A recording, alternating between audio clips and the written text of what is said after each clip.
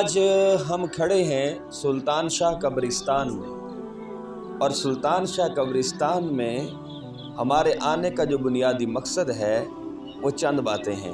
ज़रा कैमरा आगे लाइए और ज़रा ये पानी दिखाइए ज़रा, ताकि हम अहलियान जंग को और पाकिस्तान के मुसलमानों को कोई एक ऐसी चीज़ दिखा सकें जो देखने के रिलेटेड है और उस पर हमारा एहतजाज भी बनता है और उसकी हकीकत हाल से भी हम आपको आगाह करने जा रहे हैं। तो देखें कि ये दरअसल यहाँ कोई नाला नहीं है, ना ही कोई यहाँ पर सीवेज का कोई डंपिंग पॉइंट है कि डिस्पोजल काज है कि यहाँ डिस्पोजल था, बल्कि ये एक जंग का मशहूर और मारूफ और बहुत बड़ा कब्रिस्तान सुल्तान शाह कब्रिस्तान है।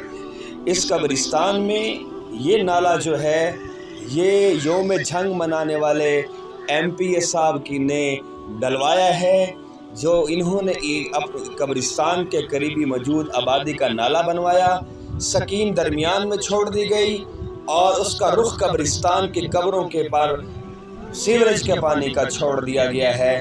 अब इससे जंग वालों को ये पैगाम जाता है कि अब तो घबरा के कहते हैं कि मर जाएंगे, मर के भी चैन ना आया तो किधर जाएंगे। अब ये बेचारे जो जंग के लोग यहाँ दफन हैं वो भी ज़ेर ज़मीन, उनको भी गंदा पानी ट्रांसफ़र किया जा रहा है, उनके लिए भी कोई ख़ास खातिर खा इक़दामात नहीं किए जा सके।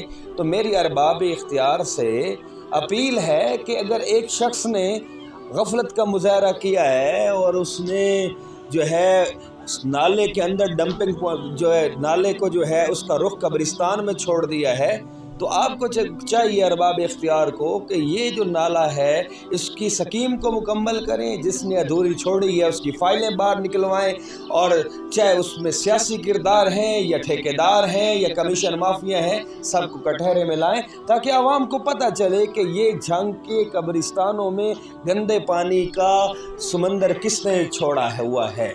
दूसरी बात जो अहम बात है, ये हमारे सामने जनाज़ेगाह है, इसको हम कहते हैं सुल्तान शाह कब्रिस्तान की जनाज़ेगाह। कैमरा लेके आइएगा। ये कि सुल्तान शाह कब्रिस्तान की जनाज़ेगाह है, मैं अहलियान जंग को ये बताता चलूँ कि ये 1.25 करोड़ के करीब लागत से तमीर की गई है।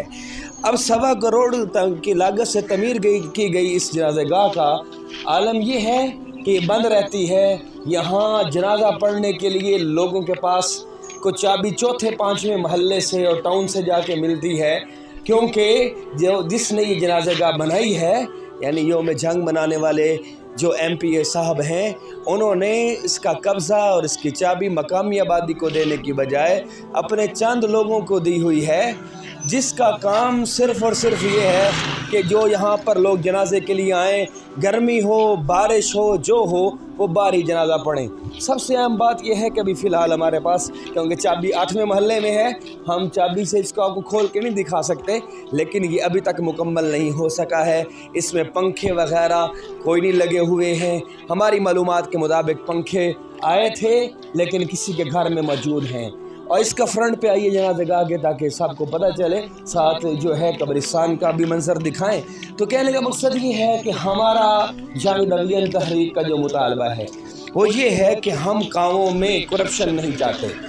हम कहते हैं कि साफ शफाफ काम किया जाए, और उस काम के लिए हमारा ये मकसूद है कि जो 2 नंबरी करे उसको कैफरे किरदार तक पहुँचाए। तो लिहाजा हमारा जो मुतालबा है वो ये है कि इस जनाज़ेगाह को 24 घंटे ओपन होना चाहिए।